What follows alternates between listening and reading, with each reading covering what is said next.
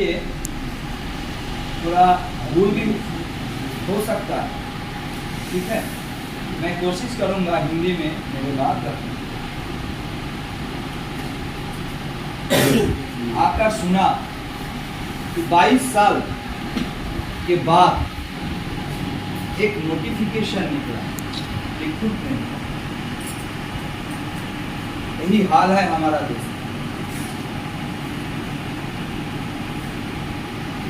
In the year 1928 1928 में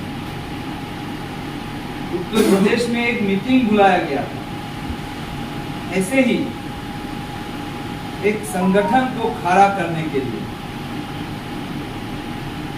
देश से हर कोने से साथी क्रांतिकारी नौजवान गए थे उस मीटिंग में।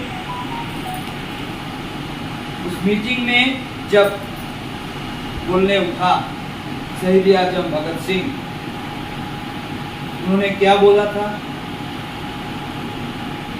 उन्होंने बोला था कि आजादी हमारा लक्ष्य नहीं है। ये सुनकर चौंक गए।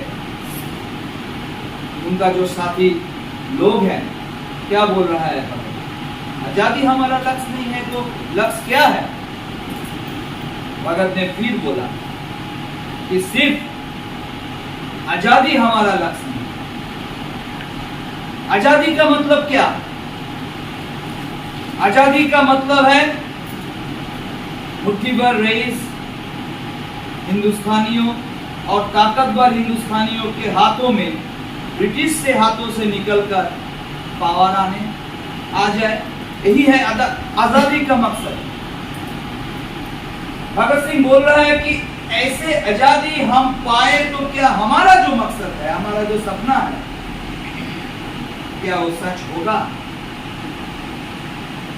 क्या मजदूर वर्ग और किसान लोगों को उनका हक मिलेगा? क्या देश में सभी लोग एक साथ रह पाएंगे? आपस में मारपीट नहीं होगा? क्या भाषा के नाम पर, जात पात के नाम पर दंगे नहीं लगेंगे? भगत सिंह ने बोला हमारा मकसद है वतन बनाना। वतन बनाना, ऐसा वतन जहां कोई भी शोषण ना हो, अत्याचार ना हो, सभी को काम मिले, शिक्षा मिले। ऐसे एक वतन बनाना भगत सिंह, चंद्रशेखर आजाद, खुदीराम, नेताजी सुभाष बोस का सपना। आज हम लोग 2022 में आकर खड़े, आजादी का अमृत उत्सव मना रहे हैं देश भर में।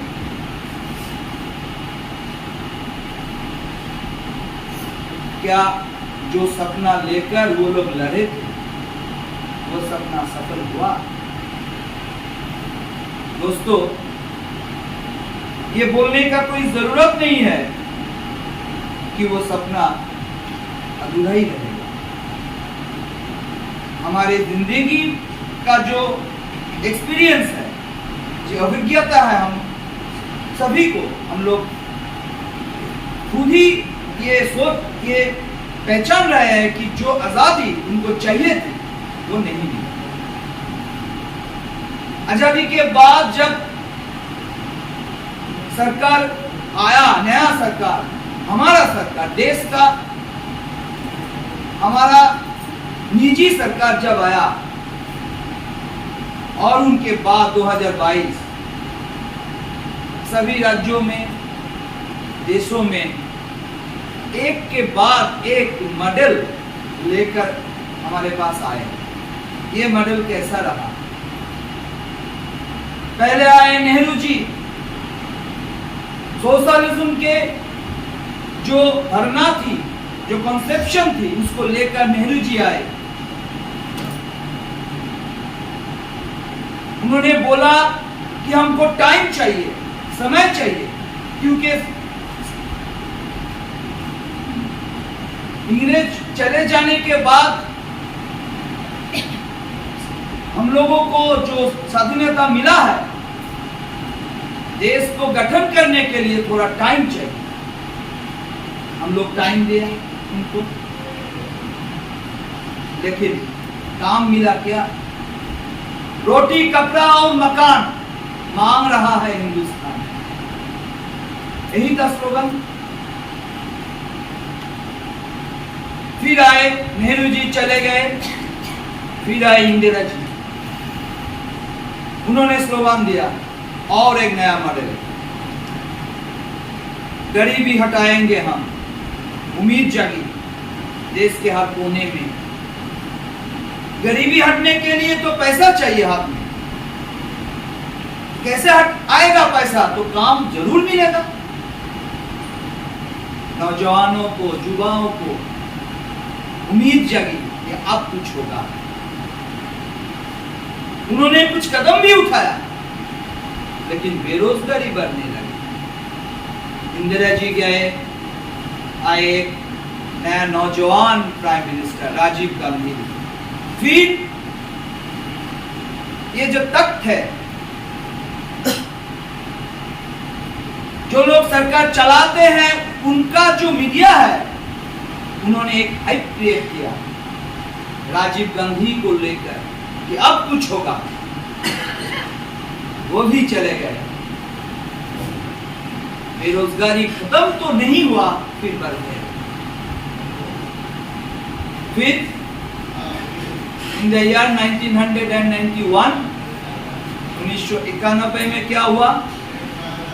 प्राइम मिनिस्टर थे पीवी नरसिम्हा राव और वित्त मंत्री थे, फिनांस मिनिस्टर थे मनमोहन जी। न्यू इकोनॉमिक पॉलिसी ले आए और देशवासियों को बोला कि 5 बरस, सिर्फ 5 बरस हमको टाइम दो, ज्यादा नहीं, 5 इयर्स, हम देश को हालत बदल कर रख देंगे। देश में पूंजी का स्रोत बढ़ जाएगा, फॉरेन इन्वेस्टर आएगा, इंडस्ट्रियलाइजेशन होगा, क्या बोल रहा है इसको, इंफॉर्मेशन टेक्नोलॉजी का डेवलपमेंट होगा, जॉब क्रिएट होगा, करोड़ों इन्वेस्टर्स आएंगे, करोड़ों पूंजियों को लेकर। 5 बरस 1991 से 2022, लगभग 31 ईयर्स। क्या हुआ? कहां आकर खड़े हैं हम अभी? काम मिला क्या युवाओं को?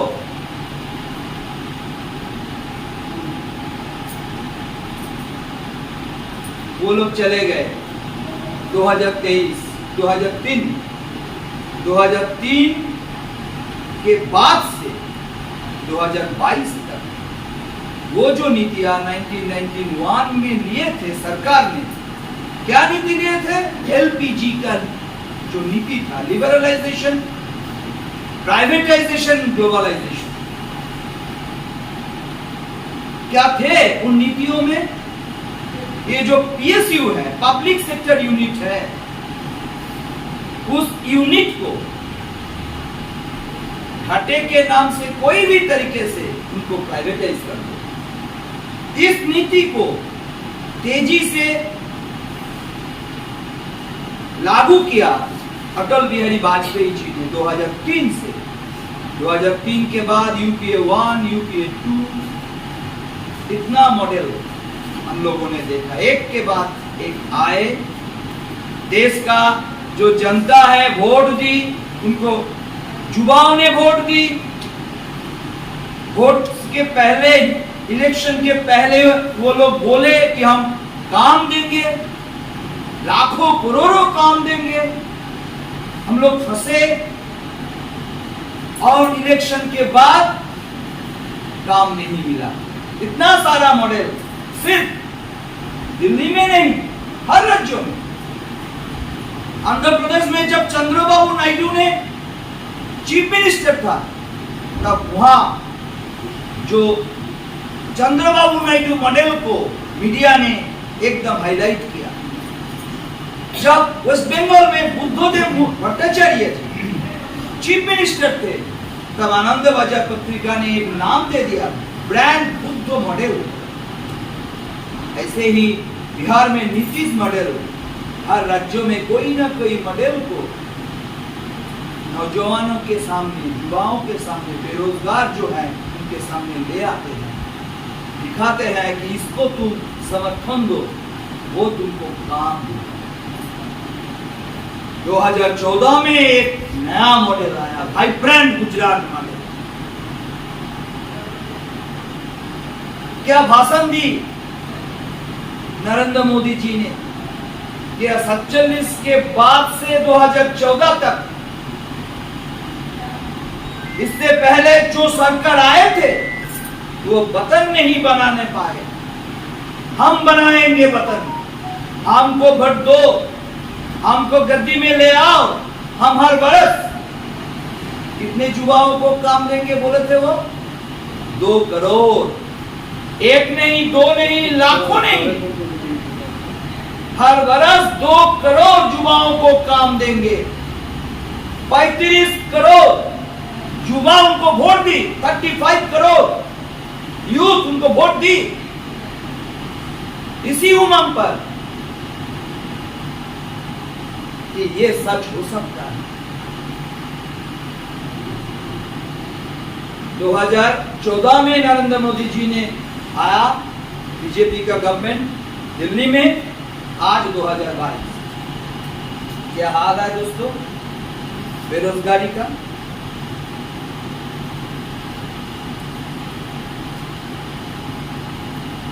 उन्होंने बोला था कि हमको दिल्ली में ले आओ, हम दिल्ली का लड्डू खिलाएंगे। एक कहावत है, दिल्ली का लड्डू जो खाया वो पछताया, जो ना खाया वो भी पछताया। आज सभी देशवासी पछता रहा है कि कौन किसको हम लेकर आए। क्या हाल थे 2015 में देश का? आप लोग जानते हैं कि वर्क फोर्स किसको बोलते हैं? जानते हैं? वर्क फोर्स और लेबर फोर्स दो अलग टर्म है।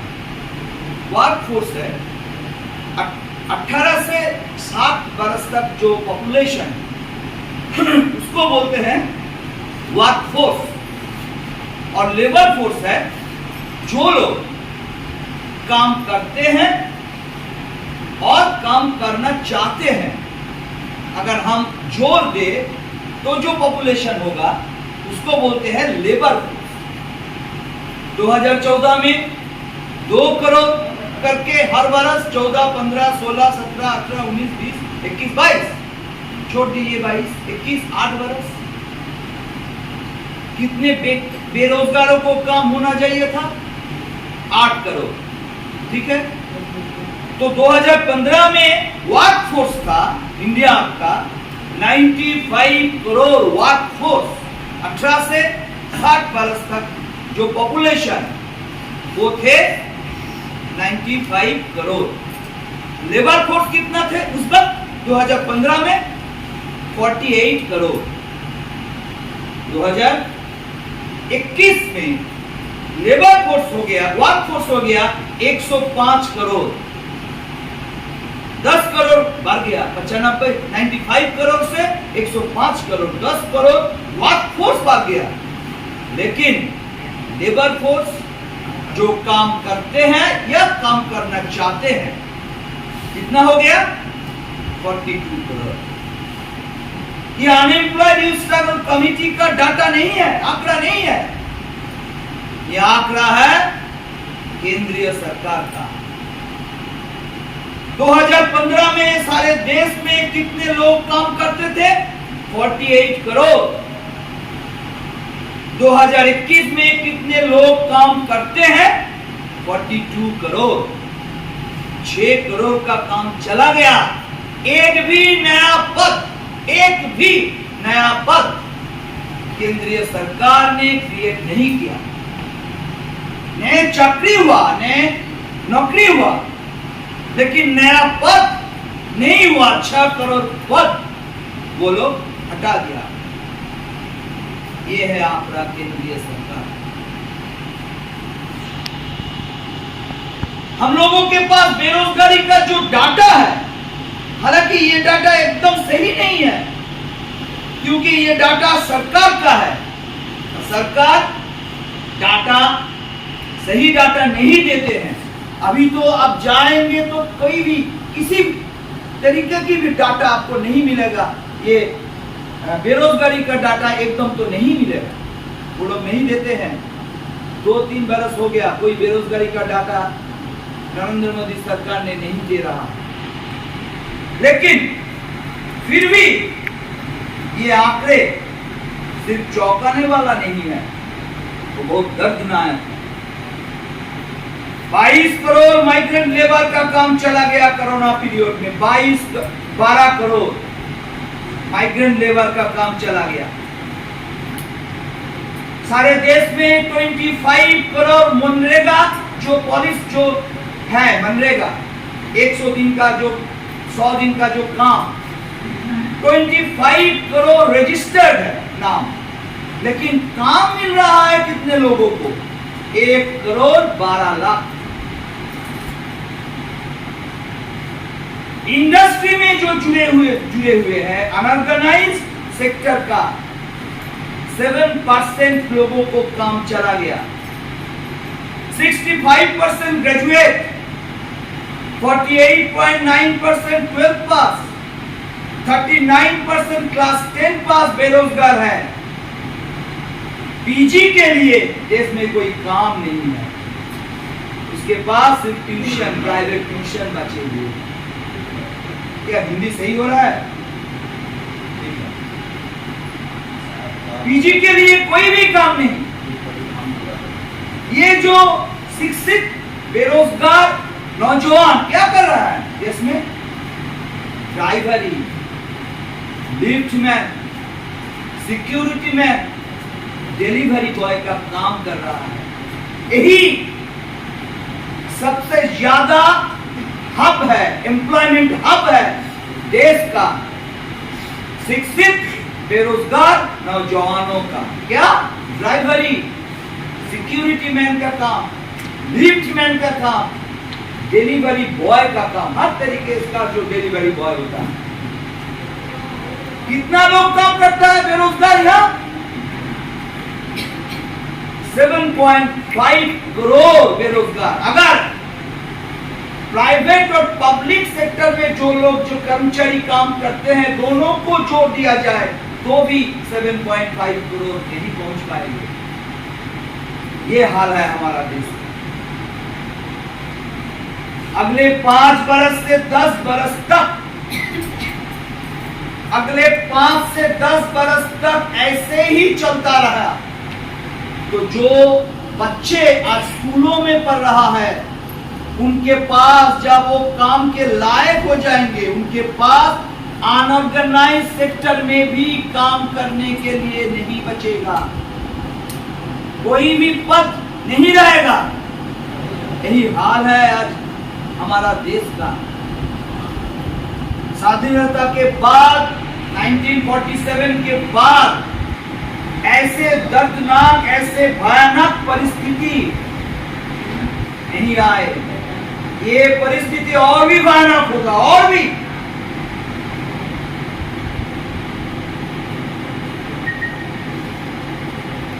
नरेंद्र मोदी सरकार आते ही ठान लिया। क्या ठान लिया? देखिए 1991 में जो पॉलिसी पीवी नरसिम्हा राव लिए थे, लिबरलाइजेशन, प्राइवेटाइजेशन एंड ग्लोबलाइजेशन, जिस पॉलिसी को तेजी से रफ्तार दिया अटल बिहारी वाजपेयी जी का बीजेपी सरकार के बाद यूपीए 1 और यूपीए 2 ने, लेकिन नरेंद्र मोदी सरकार आने के बाद सरकार एक सिद्धांत लिया कि हम अब कोई भी पब्लिक सेक्टर को पब्लिक नहीं रखेंगे, उसको प्राइवेट का हाथ दे देंगे। बीमा बेच रहा है, बीमा और बैंक दे रहा है, वो रेल भी बिक रहा है, और अग्निपथ स्कीम सिर्फ मिलिट्री में नहीं, सभी जगह इस्तेमाल कर रहा है वो अग्निपथ स्कीम। यही है देश का केंद्रीय सरकार का पॉलिसी।